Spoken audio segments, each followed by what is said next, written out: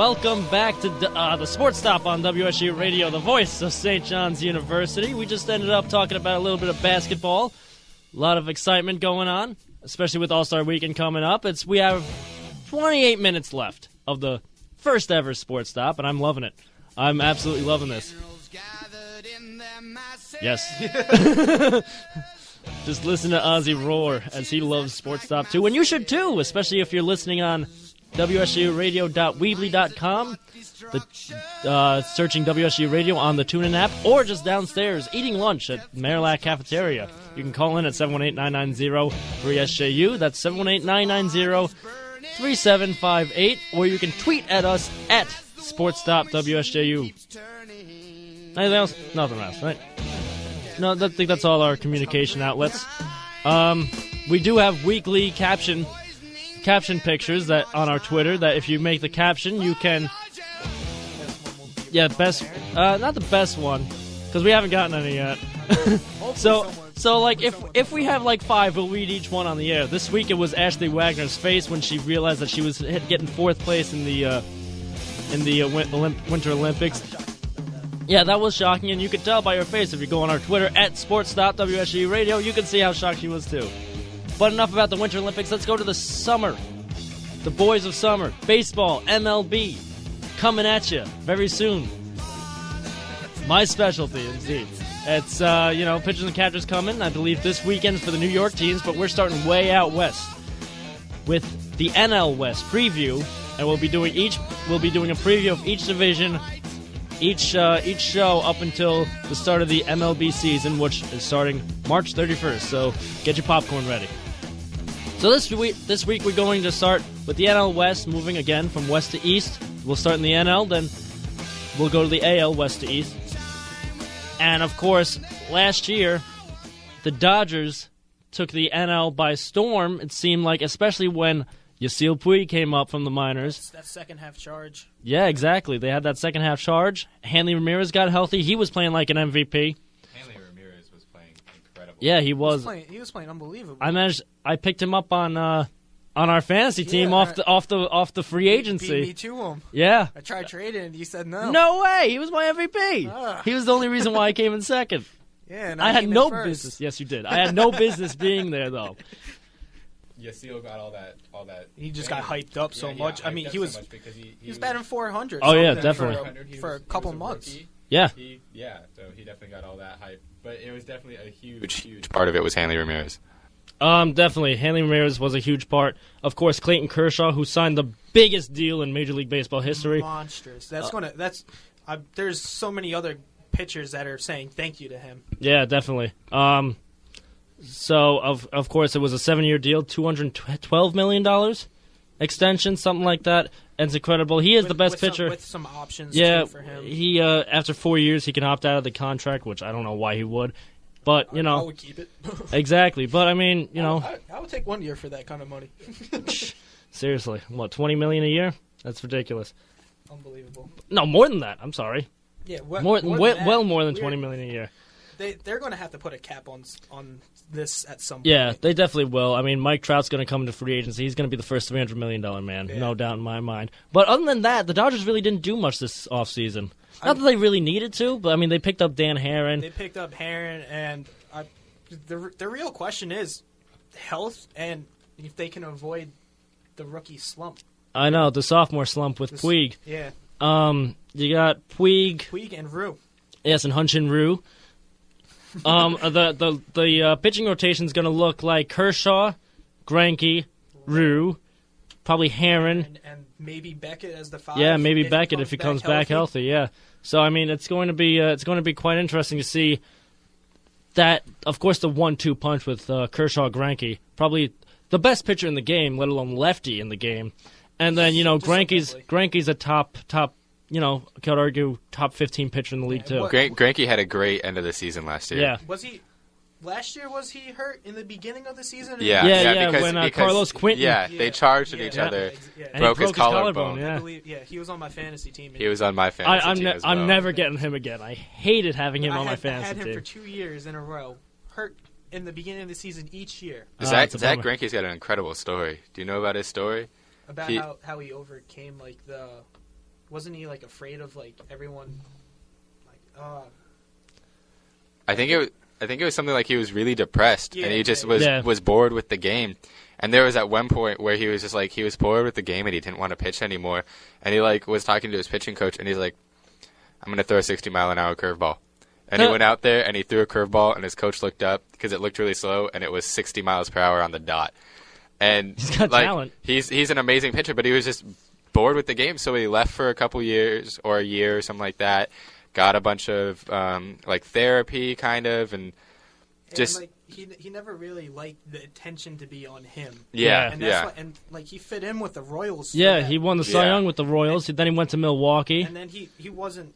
I think that's why he avoided the New York market. Yeah, just but then he went to because- L.A., the Yeah, second exactly. biggest That's kind season. of that's yeah, an it's- ironic thing. Like, yeah.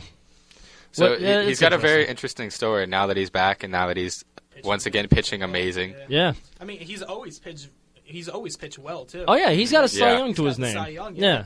So, I mean, he's a great pitcher. Of course, that number 1-2 punch, I mean, he's going to be winning. So I think, that could help his, even if he does have any lingering depression issues. He's in the hunt for a World Series title. So I mean, he's got that going for him. Yeah. But who's the odd man out in their outfield? I mean, they have Matt Kemp coming off of injury. I mean, but at the same time, how healthy is Kemp going to Exactly. I So you think got to because all of a sudden he's made out of like paper mache. be? Yeah. I think they really like- have to limit his games. Yeah. I mean, and at the same time, by limiting his games, what, you're going to plug Ethier into that spot? Right. Yeah. Like that? He's been looking like a Met lately. Who, Kemp? Yeah, Oh getting yeah, I injured know. all the time. I know. He had a streak of 400 games started in a row, and then he got hurt last year. And And he just- I mean, 2 years ago, and then last year was just a awful. He was my first pick in our draft last year too. I had no reason to be in second place at the end of that year. That's very impressive that you actually Thank got you. second place. Thank you. I'll give Thank you. credit for that. Thank you. So yeah, they have 3 outfielders: Carl Crawford, Yasiel Puig, Matt Kemp, Andre Carl Crawford on my Ethier. fantasy team, too. Yeah, Carl Crawford. Picked him up. No, he was healthy, and of course he'll always get you those stolen bases, things like that. He's a speedy guy. Once he got hurt, Puig came up, picked Yep. him up right away. Yep, and then Matt Kemp got hurt. It's just interesting to see if they can avoid injury. Yeah. Adrian Gonzalez, Adrian Gonzalez. I think he's going to have a better year than last year. I think so too. I'm never I'm- down on Adrian Gonzalez. I love that guy. I really think he can bat around the 310, 315 mark. Yeah. If he does that, I mean, because I think he batted 299 last year.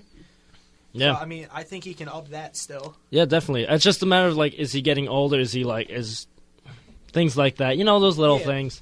I mean, I don't think he'll have the pop that he used to have. No, but I think mean, he'll- he can easily go the other way. He was great Yeah. at that, especially in Boston, just a mere 2 years ago, where he was in the MVP talks as well. So I mean, it was great for him. And the Dodgers, they have a really great team. Now let's move on. Let's move a little bit up the coast to San Francisco.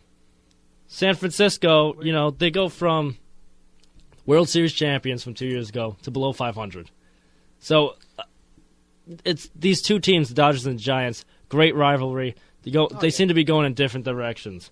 The question is with them, I mean, they added Michael Morse and Tim Hudson. I don't think they added enough this year. I know. don't think they added enough to improve their team at all. I know, but you think about it, when they won the World Series twice, they never really had that superstar. I mean, they re-signed Hunter Pence. He's a solid player. Buster Posey, I guess he is the superstar. Buster Posey's their superstar. But I mean, he didn't go anywhere, and he's always in the MVP talks, especially as a catcher. He's a fantastic guy to have. But I mean, Michael Morse, Tim Hudson, especially in the NL West, you gotta try and get somebody else. Yeah, but when they won the World Series, they had Lincecum pitching up just amazing. Yeah.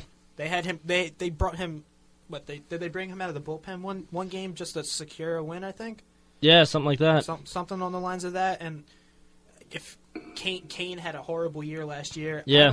he might be going down the same road that Lincecum had. I know, and it's gonna be weird to see that. I mean, I think Kane kind of had that CC Sabathia type of thing last year. I mean, they both, great superstars. They just didn't have it quite last year. So, I mean, we'll see if Kane can come back. I don't know if Lincecum can come back because this is 2 years in a row now that he has been subpar. I mean, they pretty much replaced Barry Zito with Tim Hudson. I like Tim Hudson a lot better than Barry Zito. Yeah, I do too. That's an upgrade there. That's definitely an I just don't upgrade. think that's enough. Yeah, exactly. Where who else? Where do you have San Francisco finishing? We'll get to that, Evan. We'll get to that. We'll get to that after we get all of our teams in. But I mean, Sandoval. Did you see Sandoval recently? Slim down. Pablo Sandoval.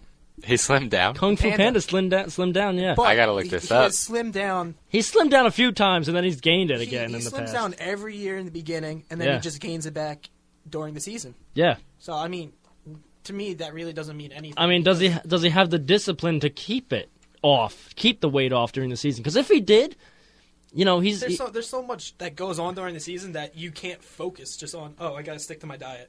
I know, but like still, you got to try. Oh yeah, absolutely. I mean, because with extra weight, he gets slower and things like that. And just as we all do, it's not just Pablo. It's not just the Kung Fu Panda. I mean, of course, he's a fan favorite there. Love his nickname. But yeah, I mean, we'll see if he can keep it off. But I mean, it's going to be interesting to see if the Giants can get back to their at least above 500 form or not. I mean, it's going to be tough. Yeah, it's going to be hard to see that. Now let's finish off the California teams with the San Diego Padres, the Friars. I think this is the year that they trade Headley away. I mean, I don't see them. Of course, I don't see them contending. Yeah. But I think they would trade Headley because they do have a lot of that talent. I love Jed Jerko, their second baseman. He could even be third base if Headley does get traded. I like Everett Cabrera, their shortstop. Yep, speedy guy. Yeah, I think he's a great young shortstop. Sadly, he's linked to the us, PEDs and the but biogenesis thing. I feel like everyone is now. Yeah, but I mean, his suspension was up. Now he's back. He's going to look to build off. He had a really good season last year. He had a very good season last year. He had a lot of steals last year. Yeah, it wasn't. Top 10 in steals. I think he was, especially in the end. He was. He had a lot of steals. And he missed. He missed 50 games because of the so biogenesis, and that's not including injuries if he had one, because I'm not really sure. I do like Yonder Alonso. I was going to say Yonder Alonso. Yonder Alonso, their first baseman. Of course, they got him from the Reds when they traded University for of Miami, Latos and things like that. He's I forgot about Latos. Yeah, he's Yonder Alonso. I really do like him. That's just Petco Park is such a big field. Yeah, and they actually just recently lost one of their number 2 starter, I want to say, Lupke. I think he's having a second elbow surgery. So that's a big loss to them. Yeah. I don't think their staff is that strong. I do love Andrew Kashner. He kind of broke out last year. He's got a wicked fastball. Everett Cabrera is 9th, or was 9th last year, with 37 steals. That is impressive for missing 50 games. With how many? 37? 37. Yeah, and he only played 95. I think he can get to 50. Oh, definitely, yeah. I think he can, too. I mean, he might be the next, Jose Reyes, because Reyes isn't really doing that much on the bases. His injuries and things like that. He's taking it easy. He doesn't want to risk anything. Exactly. So, I mean, Everett Cabrera, he's really, really great base runner. Can he get on base? What was his average last year? 283. Well, not which bad. Is solid. Not bad. For yeah. A first-year player. Yeah, I mean 355 on base too. That's decent. Yeah. Yeah. So I mean, it's not a prototypical leadoff guy. And, it's hard to come by nowadays. Especially a shortstop. Yeah. I mean, so Everett Cabrera, he's got a lot of talent. Yonder Alonso, I do love. There's Jed Jerko, like I said, the Jerkster called. I love Jed Jerko. He's got some pop too. Carlos Quinton, yeah. The main thing is, they did improve their bullpen. They signed Joaquin Benoit to set up for Houston Street, so it's going to be kind of hard to get past them. Houston Street's a closer now? Yeah. So he's going to be there for the first week, now he's getting hurt. Yeah, but, then they got Joaquin Benoit if he does get hurt. So, I mean, they did improve their bullpen.